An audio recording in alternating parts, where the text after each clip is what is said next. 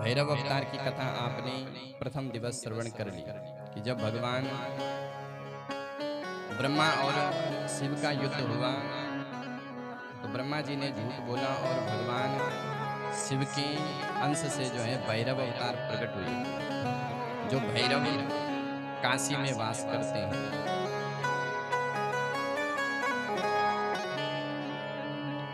भैरव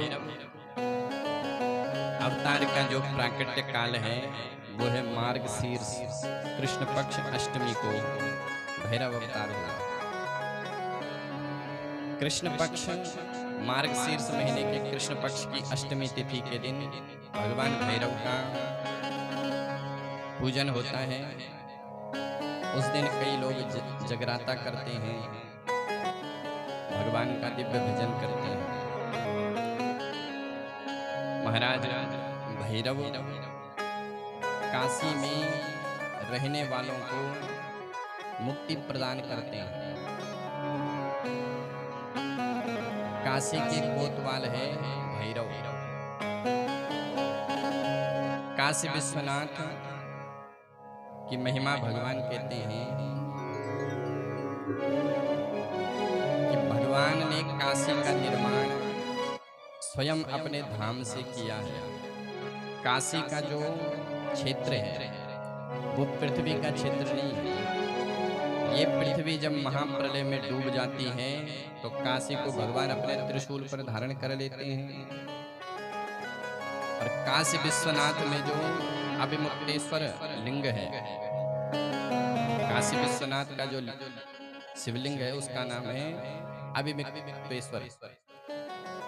उस लिंग की स्थापना किसी ने नहीं करी, बल्कि स्वयं शिव ही उस शिवलिंग के रूप में प्रकट है। और भगवान शिव इस काशी की महिमा गाते हैं, पार्वती को सुनाते हैं कि हे पार्वती, ये ऐसी दिव्य काशी है कि यहाँ पर कोई भी आए जो एक बार काशी का दर्शन करता है, काशी विश्वनाथ को प्रणाम करता है और भगवती गंगा,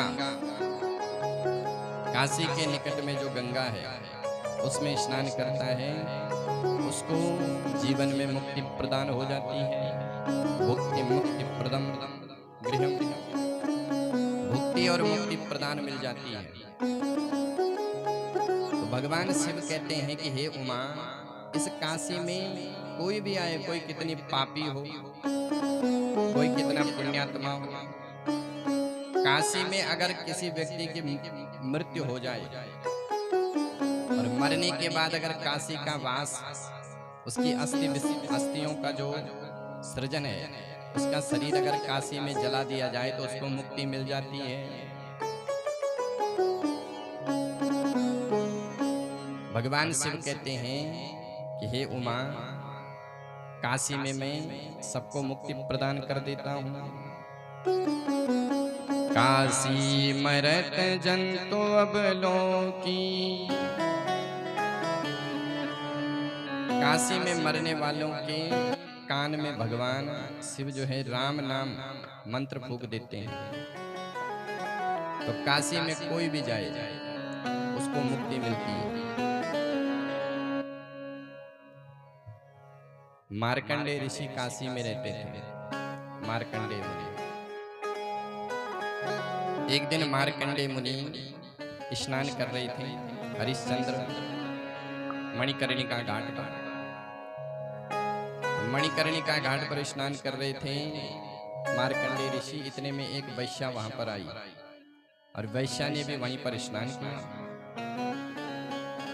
मार्कंडे मुनि वस्त्रों को धारण कर रहे थे और वैश्या ने जो है अपने गंदे कपड़ों को वहीं पर निचोड़ा और उसके जो छींटे थे वो मार्कंडे ऋषि पर पड़ गए। तो मार्कंडे ऋषि को बड़ा क्रोध आया। बोले, ये देवी, तुम इस प्रकार से ऐसा क्यों कर रही हो? तुम नरक में जाओगी, मेरे पर तुमने अपने वस्त्रों के छींटे डाल दिए। तो वो वैश्या कहती है कि अरे महाराज, क्यों इतना चिल्लाते हो? तुम धर्मात्मा हो और मैं पापात्मा हूँ, लेकिन जाना तो हमने एक ही जगह है, क्योंकि ये काशी है और काशी में लिखा है कि कोई कितना भी पापी हो, जो मरेगा, कोई पापात्मा हो, पुण्यात्मा हो, दुष्टात्मा हो, मरने के बाद जो है वो उसको मुक्ति मिल ही जाती है।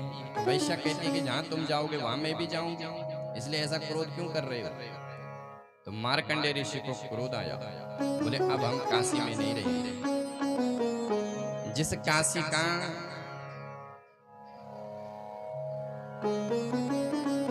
का जो मालिक है वो सबको एक गति प्रदान करता है, तो ऐसी काशी में हम क्यों रहें? अंधेर नगरी चौपट राजा, जिस नगरी का राजा अंधा हो, सबको एक फल देने वाला हो, तो ऐसी काशी में हम नहीं रहेंगे। तो मार्कंडेय ऋषि काशी को छोड़ने लगे।